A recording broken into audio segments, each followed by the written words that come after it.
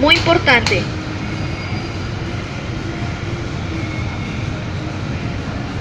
Para que tú puedas comprender, a nosotros desde que estábamos niños nos habían hablado, nos habían explicado o tenemos alguna noción de lo que significa las tinieblas.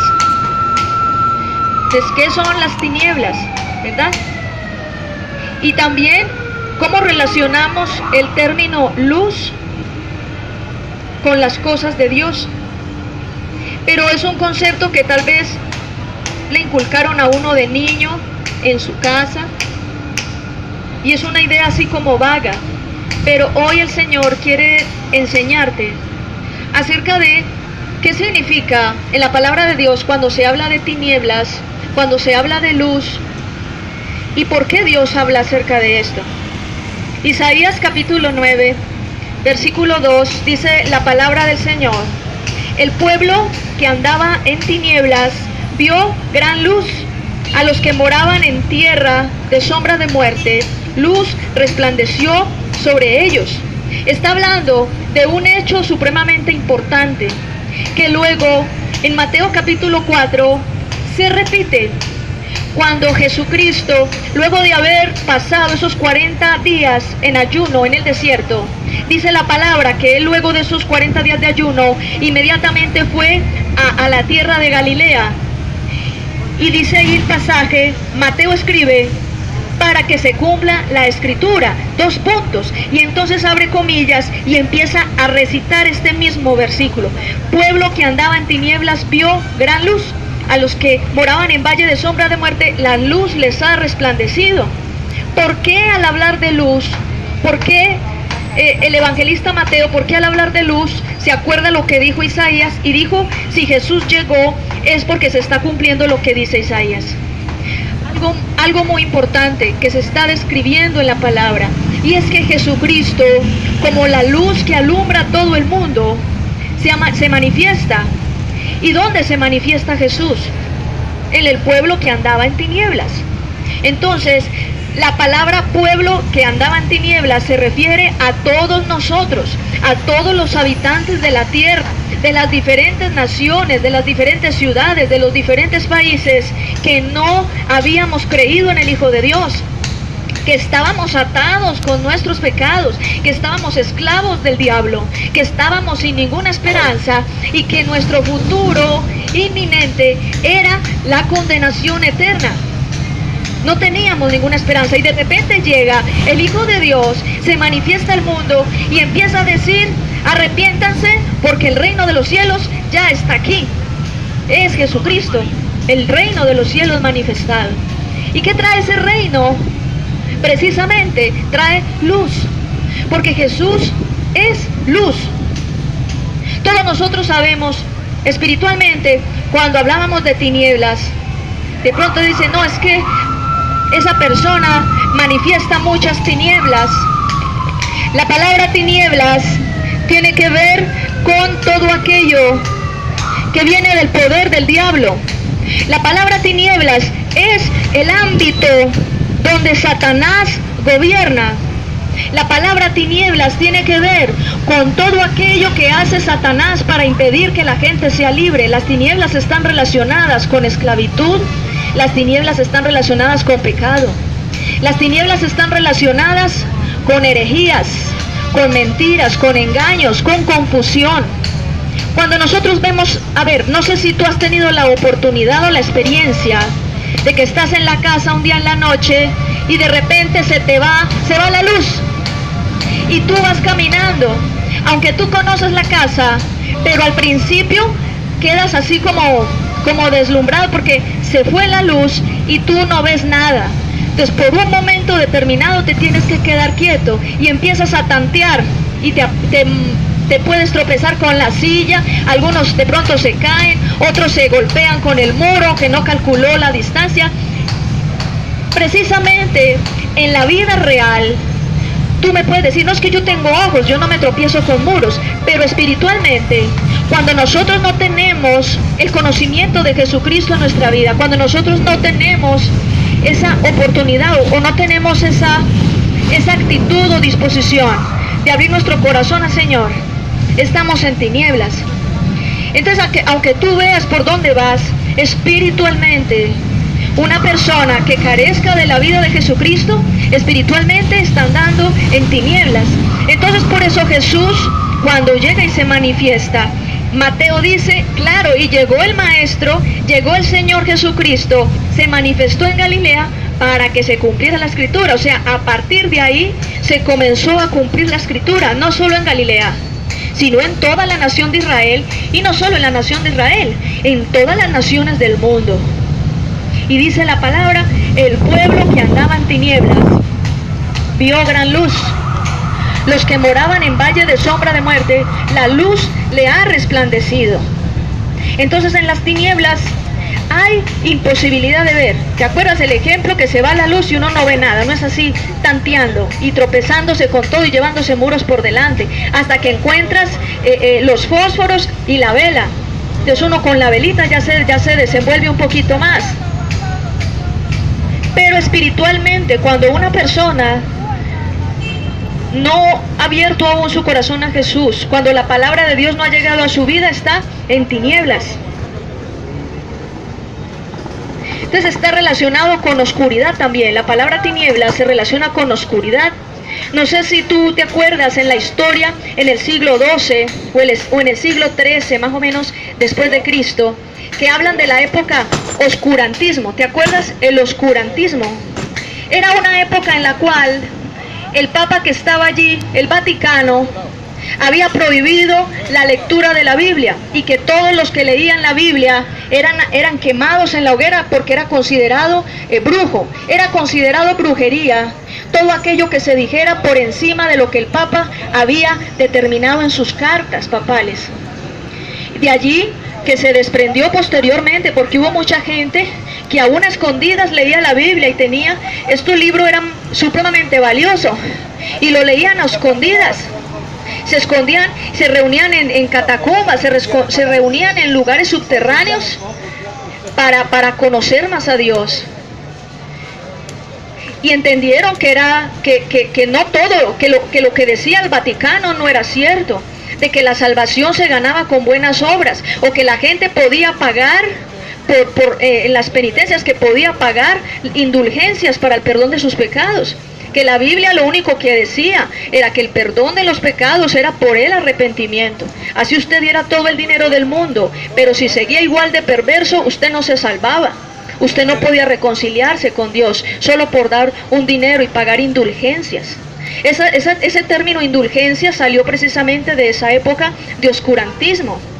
La otra cosa, ustedes recuerdan que en el año más o menos, en el año 1500, en el siglo XVI, entre 16 y 17, que se levantó en el mundo lo que se llamó en Alemania la Gran Reforma, cuando Martín Lutero, que era precisamente, era un cura, era un sacerdote católico que estaba al servicio del Vaticano, y él leía la Biblia y empezó a encontrar en la Biblia que habían cosas que no eran acordes con lo que decía el Vaticano, que el Papa era infalible, que él era considerado santo, sumo pontífice.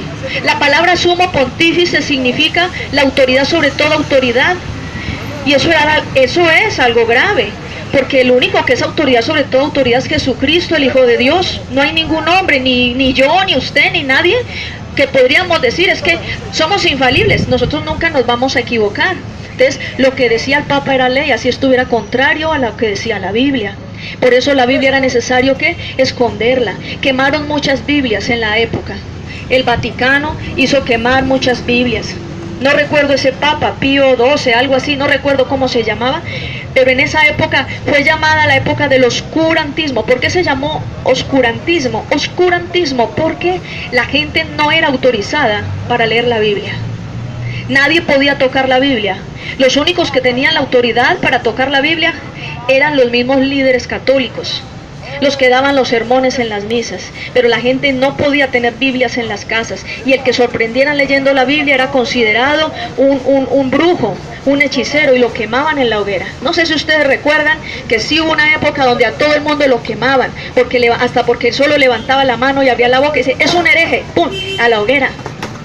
Esa época existió, la historia misma comprueba que sí existió. Entonces, ¿por qué se le llamaba oscurantismo? Porque precisamente por la acción de una religión específica se alejó a la gente de la luz. Así es de sencillo. Tú tienes un bombillo, te voy a dar un ejemplo. Haz de cuenta que es de noche y que toda tu casa está a oscuras, que ni siquiera hay alumbrado en el exterior de tu casa, que es una finca, un lugar lejano. Y haz de cuenta que hay una lamparita que tienes y tú miras tu cuerpo. Mientras más te acercas a la lámpara, hay más luz, ¿cierto? Pero mientras más te alejas de la lámpara, se ve un poco más oscuro el asunto. Hay más oscuridad. Lo mismo, cuando una persona se aleja del conocimiento de la palabra, empiezan las tinieblas a venir sobre su vida. Eso podría ser también la respuesta o la causa por la cual mucha gente tiene ideas raras en la cabeza acerca de Dios. Muchas personas vienen y algunos se enojan y me desafían, y es que usted, y es que por qué, y no sé qué. Y me hablan cosas rarísimas que la Biblia no dice, y yo digo, venga, ¿y a usted quién le enseñó eso? Ah, no, es que eso me lo dijo un amigo, o eso lo encontré en el libro del filósofo tal, o eso me lo enseñaron allá los gnósticos, o eso me lo enseñó este, o tal cosa. Y yo, pero tú lees la Biblia, ¿la has leído? Ah, que no. Dice, bueno. Entonces la causa por la cual pueden venir tinieblas a la vida de una persona es porque se aleja de la Biblia, se aleja de la palabra de Dios. El estar permanentemente con la palabra de Dios, el estar tú en contacto directo con lo que salió de la boca de Dios, eso te va a ayudar a conocer más a Dios. Eso te ayuda más a entender cuál es tu futuro, a entender cuál es tu destino, al entender cuál es tu vida, al entender qué va a pasar con todo esto. La gente piensa que se queda para semilla, que aquí nos vamos a quedar toda la vida. Pero no es así. Las personas tienen un destino que ya está determinado, pero en ese destino no es que, ay no, tú te vas a ir a la condenación porque Dios lo quiso. No, Dios nos dio la oportunidad de tomar decisiones, y en esas decisiones que nosotros tomamos, decidimos dónde pasar la eternidad. ¿Por qué te hablé de esa época? A mí me parece tremendo, y cuando yo estaba preparando esta enseñanza, el Señor me dijo, acuérdate de la época del oscurantismo, diles a ellos la época de oscurantismo. Te voy a decir por qué, porque no era, ni es, ni nunca ha sido el propósito de Dios y el deseo de Dios que tú te alejes de la Biblia. Nunca ha sido ese, nunca ha sido ese. Antes, dice la palabra del Señor en Jeremías capítulo 29, creo que en el versículo 7, dice, y me buscaréis y me hallaréis, cuando me busquéis de todo vuestro corazón, y yo me dejaré hallar, yo me dejaré encontrar. O sea, Dios no está escondido. Dios no está escondido. O sea, tú, porque mucha gente, yo le digo, usted lee la Biblia. Personas católicas, usted lee la Biblia. No, a mí el cura me da los sermones en un papelito y yo me ciño hacia eso. Pues porque les da miedo que los cambian de religión o que les enredan con cuentos raros, y la gente muchas veces, líderes religiosos de ciertas religiones, dicen, no vaya a recibir nada de esos evangélicos, de esos cristianos, porque lo van a desenredar, lo van a voltear de religión, y usted no puede traicionar la religión de sus abuelos, de sus antepasados. Eso es un argumento falso. ¿Por qué es un argumento falso? Porque si tú te encuentras con el verdadero Dios, y si tú llegas al conocimiento verdadero de lo que es el evangelio y te apartas de religión, tú no le estás haciendo daño a tu familia, ni estás deshonrando la memoria de tu abuelo o tu bisabuelo. Antes, por el contrario, si ellos murieron y están en este momento en el Seol, en el lugar de los muertos, el deseo de ellos es que tú y toda la familia, sus nietos, bisnietos y todas las generaciones después, que todos ellos vengan al conocimiento que ellos ya tienen porque están allí. O sea, el que no conocía, el que no entendía, el que no quería recibir a Cristo, cuando llega al Seol, lo sabe todo. Porque ve que la cosa era en serio. Que lo que decían los predicadores en la Plaza Bolívar era en serio. Entonces la oscuridad, como te digo, es aquella carencia o aquella falta de conocimiento, de la luz. Sigo explicándote.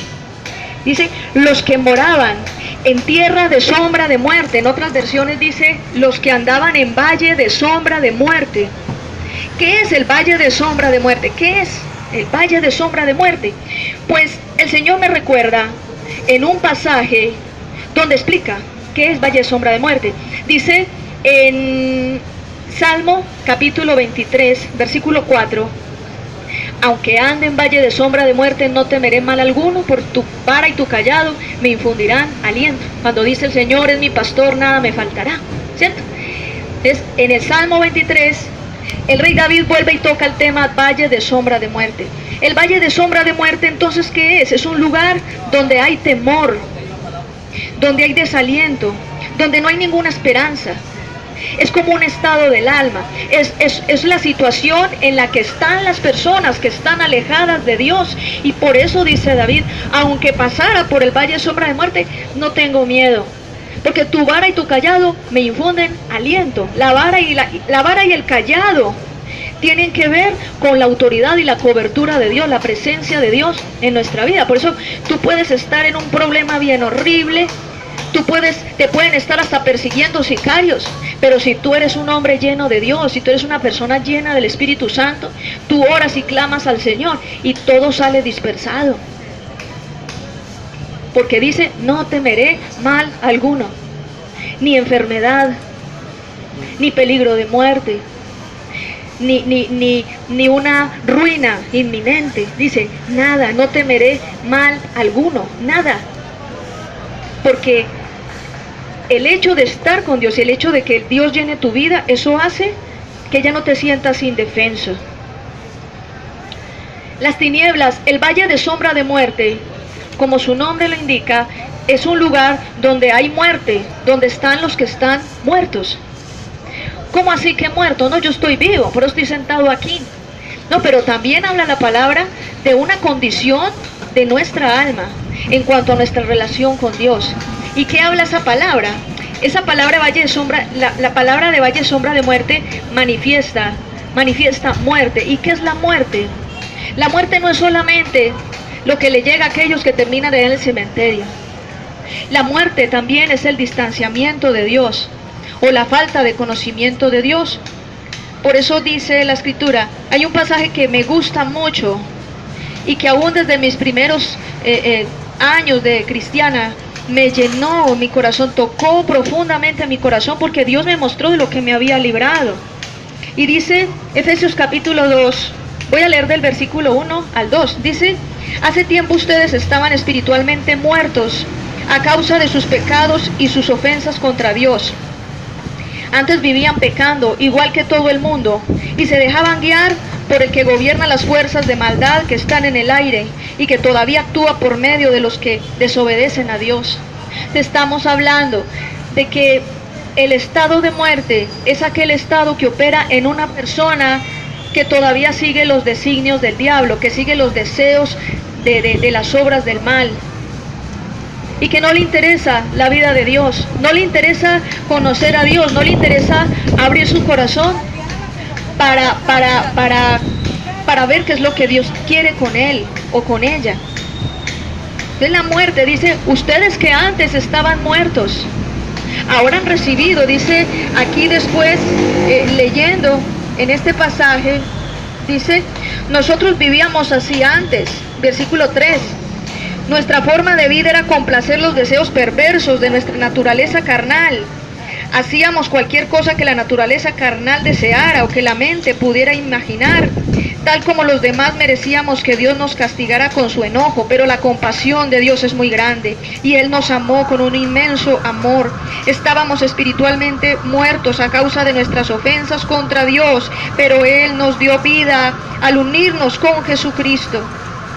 Fíjense, ustedes fueron salvos de la muerte gracias a la generosidad de Dios.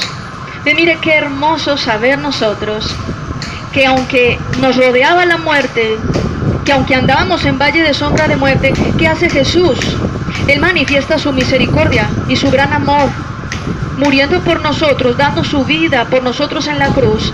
Pero esa salvación la trae a nuestras vidas y lo que hace es sacarnos de ese valle de sombra de muerte.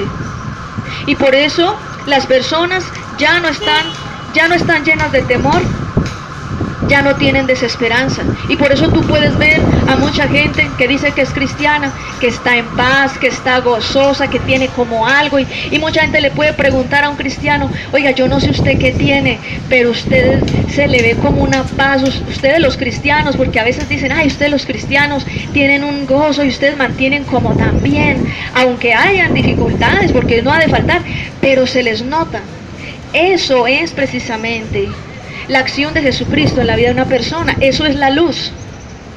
Cuando uno se va acercando más a la luz, entonces se va alejando de las tinieblas. ¿Cómo vino la luz al mundo? ¿Cómo vino la luz? Imagínense, Jesús se manifiesta en Isaías 9:2, que es el pasaje que leímos desde el principio. Pueblo que andaba en tinieblas vio gran luz. A los que moraban en valle de sombra de muerte, la luz resplandeció sobre ellos. No sé si ustedes de pronto han visto en las noticias cuando han hecho los rescates, esos rescates a los secuestrados, que llega el ejército y es de noche y están por allá en unos huecos profundos, y entonces llega el ejército con esas lámparas y empiezan a alumbrar y dicen: tranquilos que somos del Ejército Nacional, y empiezan a alumbrar, y la gente así hasta como encandilada porque esa luz muy potente. Ellos en oscuridad, ¿cuántos años en esos huecos, en esos calabozos? Gente que pasó hasta 5 o 10 años, ¿cierto? Entonces imagínense cuando viene la luz de Cristo sobre la vida de una persona.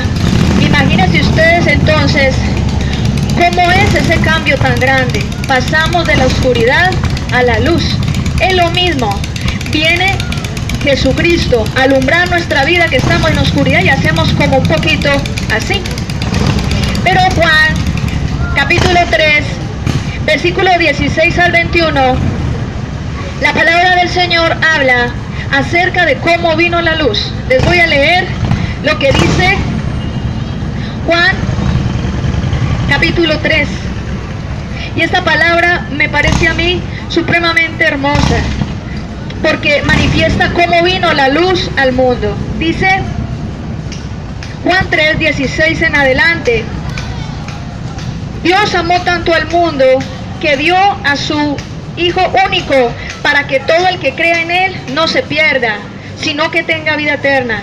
Dios no envió a su Hijo al mundo para condenar al mundo, sino para salvarlo por medio de Él.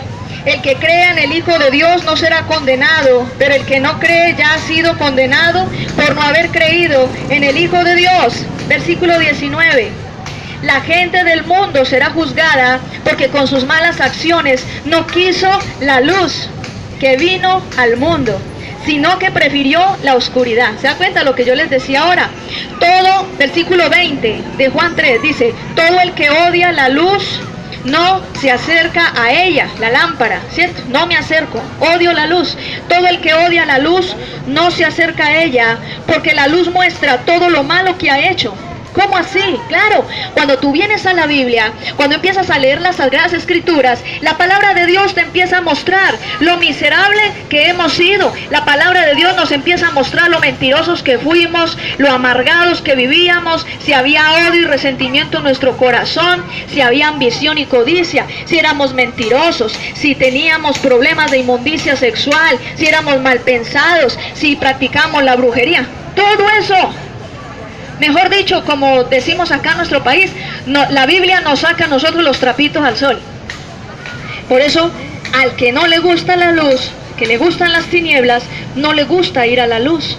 Entonces puede ser, como muchas personas dicen: no, a mí no me gusta el evangelio, porque es que allá se la pasan a toda hora como regañándolo a uno. Y no es que lo regañan a uno, es que la palabra de Dios está hablando de lo que Dios quiere para nuestras vidas, y para Dios podernos restaurar, Él empieza a mostrarnos a nosotros nuestra condición, precisamente para sanar. Cuando tú llegas donde un médico, imagínate tú que tú vas a una consulta, el médico te dice: y tienes una bola por aquí, muestre a ver, ¿te duele? Ay, sí, doctor, sí, tal cosa. Bueno, vamos a mandarte un examen. Y entonces te manda un examen el médico y tú regresas con el resultado. Doctor, aquí está el examen, el resultado del examen, dígame qué es lo que tengo. Entonces el médico te dice, tú tienes esto y esto, necesitas una cirugía de ta. Y entonces, ¿qué tal que la persona se enoje? Ah, ¿usted cómo se le ocurre? Usted lo que quiere es aquí maldecirme o hablarme mal o esto, aquello. No. Tú lo que necesitas para poder ser tratado médicamente es un diagnóstico, ¿cierto? Todos lo necesitamos. ¿Qué tiene? Venga, entonces le formulo cirugía o lo que se requiera. Mire, la palabra de Dios lo que hace en la vida de una persona es lo mismo, te hace un diagnóstico espiritual de cuál es tu condición de vida. Y el problema es que mucha gente no le gusta ser diagnosticada, a mucha gente no le gusta que le digan cuáles son sus pecados, cuáles son sus errores, sabiendo que eso precisamente eso hace parte de un acto de amor de Dios, porque te quiere salvar, porque te quiere restaurar. El médico no te dice que según el resultado del examen tú necesitas cirugía porque es que le gusta abrirle el estómago a todo el mundo, o porque te quiere ver llorando, o porque te quiere ver tirado en una camilla, en una sala. No, no es por maldad. Así como el médico te dice tú necesitas esto y esto, Dios en su palabra te está mostrando cuál es tu condición espiritual, precisamente para que salgas de la oscuridad, vengas a la luz, y en la misma luz tú recibas esa sanidad, y en la misma luz tú puedas tener una respuesta, una solución. Jesucristo no vino al mundo, como dice aquí la palabra, para que la gente siga esclava, para que la gente siga con un destino hacia la condenación eterna sin ninguna esperanza. Jesucristo no vino al mundo para que la gente siga llevada, para que la gente siga mal. Jesucristo vino al mundo precisamente es para enderezar lo torcido, es para liberar lo que estaba cautivo, es para, como dice Isaías 61, la palabra del Señor dice en Isaías 61, el Espíritu de Dios está sobre mí porque me ha ungido el Señor para dar buenas nuevas a los pobres, para dar libertad a los cautivos, para abrirle las cárceles a los presos, para quitar el luto de los que están afligidos. Era una profecía que se había dado 800 años antes de que Jesús se manifestara al mundo. Entonces cuando también, creo que en Lucas capítulo 4, dice la palabra que Jesús entró a la sinagoga y tomó el rollo del libro de Isaías y lo abrió, y delante de todo el mundo él leyó eso, leyó Isaías capítulo 61, donde dice el Espíritu del Señor está sobre mí, y empieza a decir para hacer que. Entonces Jesús dice para yo, Jesús, dar libertad a los que están cautivos, para sanar a los enfermos, para darle a los presos apertura de cárcel, para vendar el corazón del afligido, para declarar el año de la buena voluntad. Entonces todo eso Jesús termina de leer Isaías 61, enrolla y le dice a todos los que estaban allí, hoy esa escritura se está cumpliendo delante de vosotros. ¿Qué estaba diciendo Jesús? Yo soy ese que Isaías había dicho que iba a llegar a hacer esto. Yo soy, ya llegué. Y todos los fariseos se morían de la piedra y rechinaban los dientes. ¿Y este quién se cree? Porque claro, no creían que él era el Mesías. Pero lo que vamos es a eso, que Jesucristo, cuando se manifestó al mundo, él no vino para que tú siguieras esclavo de tus pecados. Cuando Jesucristo se manifestó al mundo, él no vino para que tú siguieras viviendo en la misma derrota, con los mismos problemas. Dice también la palabra en el versículo 20, vuelvo y leo allí, dice, todo el que odia la luz no se acerca a ella, porque la luz muestra todo lo malo que ha hecho. Es como esa máquina que saca las radiografías, ¿no? Que tú te pones ahí y la máquina te escanea y te muestra todo lo que tenga, las fracturas, todo lo que haya. Cuando llegan a los aeropuertos internacionales, te escanea, y el que tenga por allá, como sabemos, que se ha tragado esas cosas de droga, que país se demula, yo no sé dónde, ahí le aparecen los paqueticos en la barriga. ¿Ves qué hace la Biblia? La palabra de Dios lo que hace es que te saca un diagnóstico. La Biblia a ti te escanea, la Biblia te hace un escáner de tu condición espiritual. Eso es maravilloso, porque si Dios te está diciendo a través de la Biblia de qué estás necesitado, qué es lo que te hace falta, qué es lo que tú necesitas, qué es lo que debes corregir de tu vida, yo creo que eso es lo mejor. Y mucha gente se enoja por eso. Y por eso, y te sacan de disculpa. No, es que a mí no me gusta la religión de los evangélicos, porque es que ellos a todas horas son juzgándolo a uno. Y no, es la palabra de Dios. Si a ti te hablan la palabra como es, tú coges la Biblia y te vas para la casa y coges la Biblia y la lees, y ahí aparece lo mismo que nosotros decimos. O sea, no nos estamos inventando nada, no le estamos agregando, ahí está. Y por eso muchas veces le digo a la gente que viene aquí a este lugar cada 8 días, que traigan la Biblia, para que cuando estemos leyendo usted coge la Biblia que es de su casa y lee y dice, ah, sí, aquí también dice lo mismo, porque es lo mismo. Versículo 21, mire lo que dice: pero el que practica la verdad se acerca a la luz, a la lámpara, se acerca a la luz para que muestre que sus hechos se hicieron por obra de Dios. Entonces, ¿cuál es el objetivo de Jesucristo? Morir en la cruz del Calvario. ¿Cuál es el objetivo de Jesucristo? Venir a manifestar el reino de Dios en la tierra, para que tú seas libre, para que tú seas sanado, para que tú seas restaurado y puedas tener una nueva vida. No para que tú te quedes practicando una religión donde te vas a morir toda la vida sin conocer verdaderamente al Dios que creó los cielos y la tierra. Eso es lo que Dios quiere manifestar en tu vida. Ahora, sabemos cómo vino la luz, ¿cierto? ¿Cómo vino? Hagamos un recuento. ¿Cómo vino la luz? El Padre, creador de los cielos y la tierra, mandó a su Hijo. Dice, de tal manera amó Dios al mundo que envió a su Hijo único para que todo aquel que en Él cree no se pierda, sino que tenga vida eterna. Cuando Jesús se manifiesta al mundo, algunos lo aceptan, otros lo rechazan. A algunos les gusta la luz, otros no les gusta la luz. Eso es lo que Jesús está diciendo, que rechazan la luz. ¿Y cómo así que Jesucristo es luz? Jesucristo es luz. Y miren lo que dice San Juan 8, versículo 12. Se lo voy a leer. San Juan, capítulo 8. En mis primeros tiempos, en mis primeras épocas de cristiana, los primeros meses de cristiana, cuando yo leí este pasaje, a mí se me conmovió todo mi interior, porque entendí lo que significaba que Jesucristo era la luz del mundo. Y te voy a explicar algo que Dios me enseñó en este pasaje. Dice San Juan capítulo 8, el versículo 12. Jesús entonces estaba entrando, ya era de noche, y Jesús estaba entrando a la sinagoga. Y entonces en la sinagoga habían unos candelabros que ponían los judíos pues para alumbrar, obviamente, y eso, porque no había energía eléctrica en aquella época. Pero entonces yo me imagino la escena.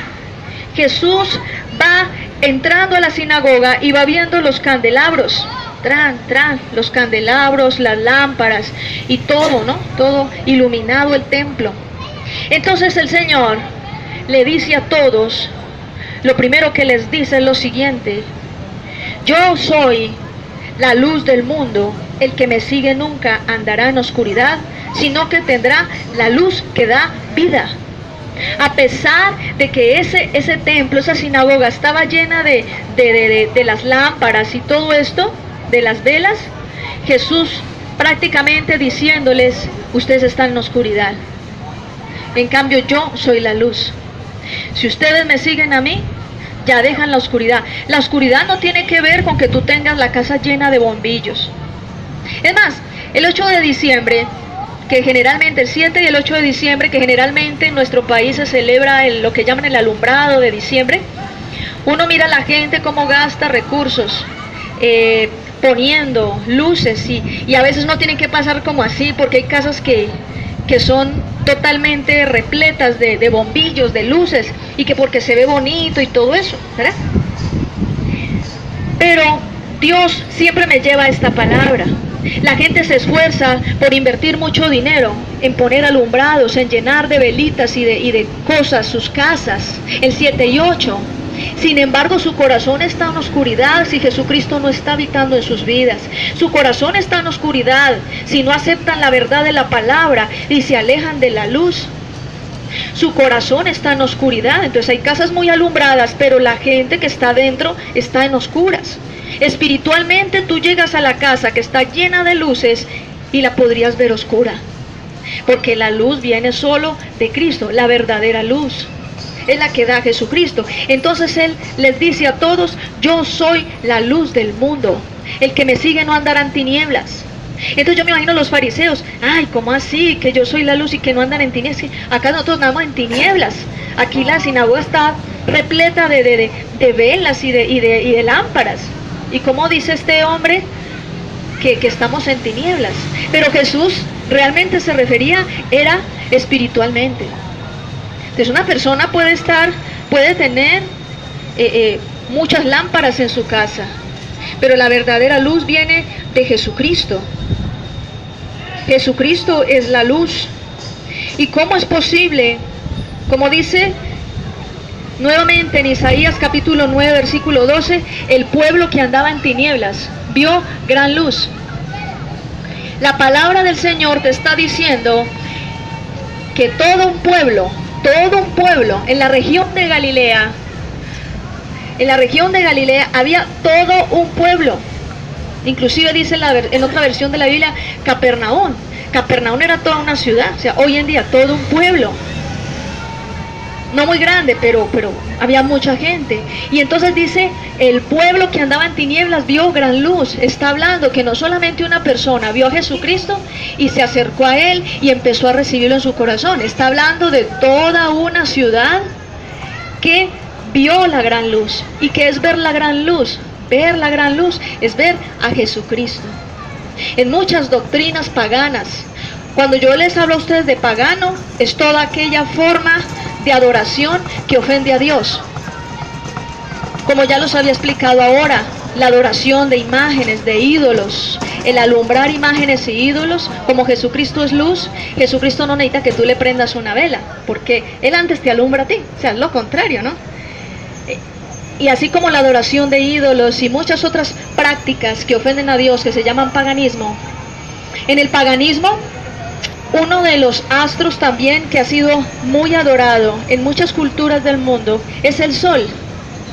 Y se tiene en cuenta que el sol es la gran lumbrera porque pues claro, alumbra. Entonces el sol sirve para ayudar a las cosechas y para muchas cosas. En temas pasados habíamos hablado que la creación no la adoraba. El sol simplemente era un astro que Dios había creado y que no era digno de adoración. Pero la gente le rinde culto al sol. E inclusive en algunas religiones donde hablan de Jesucristo, pero dicen que Jesucristo es el sol resplandeciente, entonces terminan adorando al sol realmente. De hecho, la misma fecha, algunos de ustedes, de pronto si pueden mirar en el canal de YouTube de nosotros, hablamos acerca del origen verdadero de la Navidad, que Jesús no nació el 25 de diciembre. Es realmente un ritual pagano que se le celebra en honor al sol. No sé si ustedes lo sabían. Entonces han equiparado al sol con Jesucristo, o sea, las identidades, acomodando para poder celebrar una tradición pagana. ¿Y por qué les hablo yo de todo esto? Porque la verdadera lumbrera es Jesucristo. Él es la verdadera lumbrera, la que alumbra a todo el universo, la que alumbra toda la creación. Dios no quiere que nosotros sigamos en oscuridad. Andar en oscuridad, por ejemplo, es practicar una religión que no te lleva a nada, que ni siquiera te muestra al Dios verdadero. Eso es andar en oscuridad. Andar en oscuridad es tener tú tu propio sistema. No, yo busco a Dios a mi manera. Está andando en oscuridad. El que dice eso está andando en oscuridad, porque está siguiendo el camino de Caín. Que Caín, en vez de ofrecerle a Dios la sangre de los animales como Dios dijo, no, él le ofreció productos de la tierra, le llevó un bulto de zanahorias, un bulto de lechugas. Adoró a Dios como le dio la gana. Entonces, ¿qué estamos viendo nosotros? La falta de luz, la falta de acercarnos a la luz, hace que la gente no tenga una clara idea acerca de Dios, acerca de cómo Dios quiere relacionarse contigo, acerca de lo que Dios tiene para tu vida, acerca de lo que tú quieres, de lo que tú debes hacer. Venir a la luz significa abrir tu corazón a la verdad de la palabra de Dios. Los que están acá, todos los que se encuentran acá presentes en este lugar, que se han sentado, que en medio de las fiestas que se están celebrando, tú podrías estar por otro lugar. Tú podrías en este momento arrimarte allí, por allí en esa esquina, donde están de pronto haciendo algo aparentemente más llamativo, más movido. pero escogiste la mejor parte, escogiste lo mejor. Tomaste una decisión sabia, y es abrir tu corazón a la palabra de Dios. No hay nada mejor en tu vida que escuchar el mensaje de la palabra de Dios. No hay nada mejor que escuchar el mensaje del Evangelio. Y cada que escuchas el mensaje del Evangelio, tú recibes la luz de Cristo. Esa luz se refleja en tu corazón. ¿Y sabes cómo se refleja esa luz? Porque tú empiezas a sentirte en gozo, empiezas a sentir libertad, tú empiezas a sentir sanidad, tú empiezas a sentir una paz que nunca habías experimentado.